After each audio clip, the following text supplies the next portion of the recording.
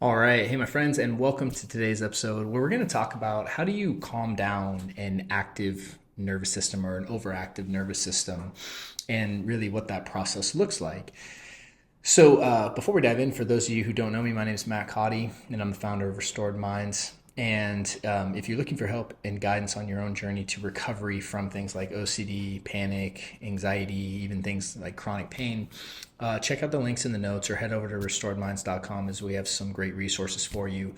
And if you benefit from the show, please help us out by liking, subscribing, and leaving a nice review. So, with that said, let's dive into today's show.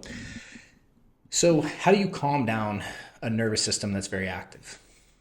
And really, kind of what we're talking about, it's helpful if you think of the nervous system in that, reverse stoplight, right? Green being safe, right? Yellow being that fight or flight, and red being that freeze. And that's more in alignment with the polyvagal theory.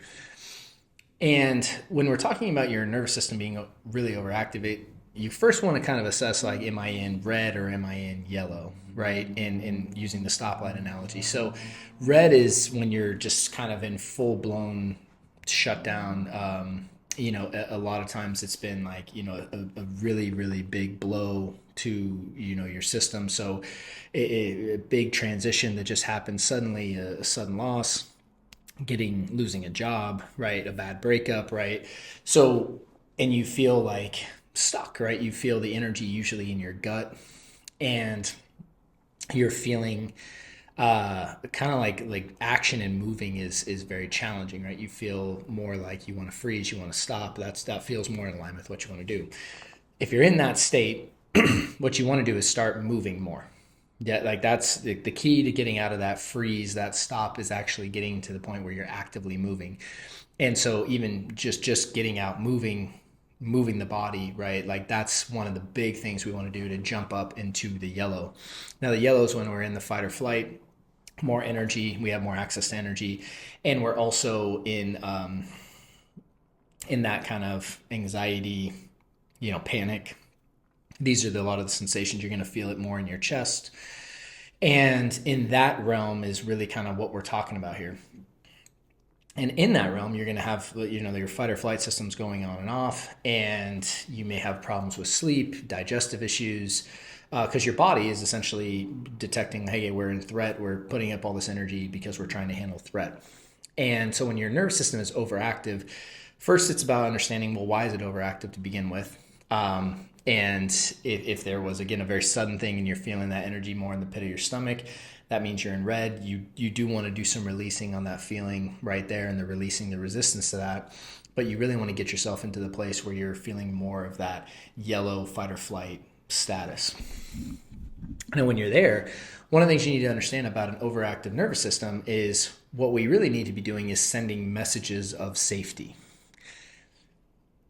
to the body, to the nervous system, and that is done through our behavior and how our relationship with ourselves. So if we're always trying to fix the feelings, this is the paradox of anxiety. If we're always trying to fix the feelings to get rid of them, to make them go away, we're sending the message that we're in danger because of the feelings, right? So we're getting resistant to whatever feeling we're experiencing, to the anxiety, to the intrusive thoughts, to our sleep being dysregulated. We're getting resistant to that, thinking that it shouldn't be there. And we're sending the message that we're in danger about that, which creates the paradoxical loop that you get stuck in, where because you're so resistant to anxiety, it creates, you get anxious about being anxious, and it creates this just perpetual loop. This is why I talk about, really framing this and understanding this from a loop perspective, because if you try to handle individualized symptoms and you believe the symptoms to be the problem, or the secondary effect of those symptoms to be the problem, you're just not working at the issue correctly. You're working at it in a way that's going to set you up to fail. So when we're talking about calming down a nervous system, what we're really talking about is getting your nervous system back to the kind of homeostatic place, or green, where you're feeling safe, the really called the parasympathetic state. And so the sympathetic state being that fight or flight response. And a lot of times what happens is, one of the reasons that our nervous system is so riled up is because we have a lot of suppressed and repressed emotion in our system, in like kind of our emotional tank. And we'll experience secondary problems if we're unwilling to confront that emotion and become non-resistant to it. So we may somaticize it with things like chronic pain and migraines and fibromyalgia, plantar fasciitis, right? Back pain, especially lower, mid, and upper neck pain, jaw pain, TMJ.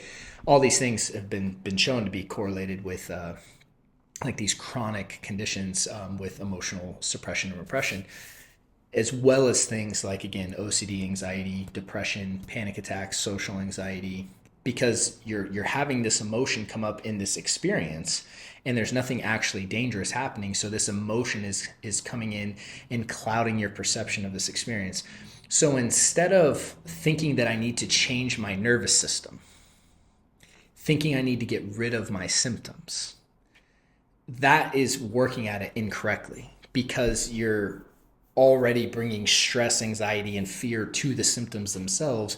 So you're going to react every time you notice something and paradoxically create the loop. So what you want to do is really make sure you're communicating safety to everything, even the uncomfortable feelings, even the uncomfortable sensations.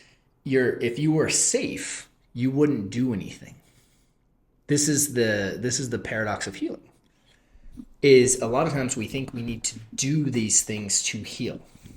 We need to work at our healing. We think of it in a cause and effect linear ideology, and it's not that.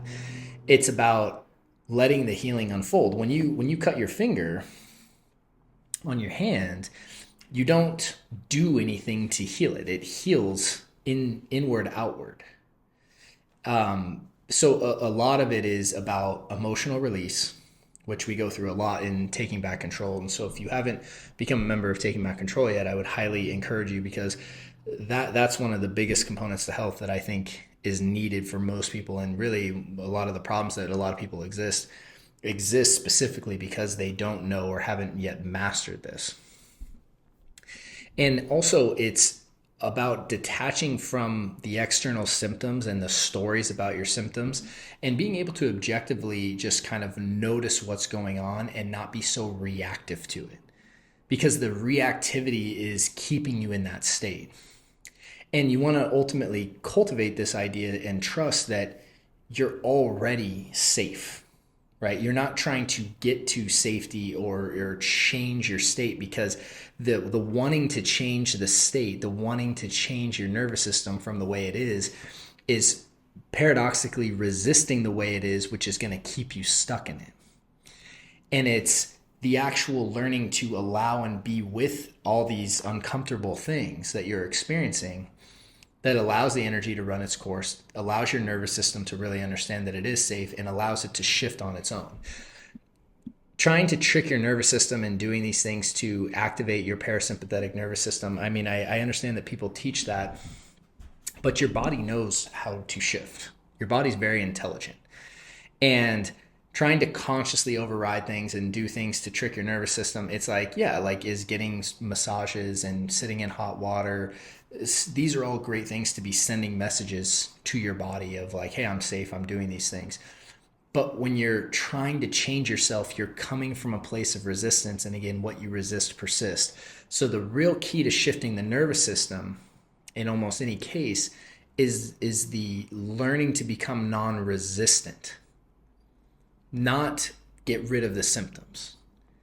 And there is so many little nuances to that, but that really is the path in my experience. It's not consciously willing your way to that. It's relaxing into it, understanding it's already there. And I know that sounds very esoteric and woo-woo and whatever, but it's the truth. When you cut your finger, you allow it to heal. You don't will your finger to heal and repair all the skin and cells and all the stuff that it does. It just knows how to do. Your nervous system knows how to get back to green. It knows how to get back to safety. Your job is to send the continual messages that safety is already here. One of those messages is learning how to become non-resistant to the things you're currently resisting.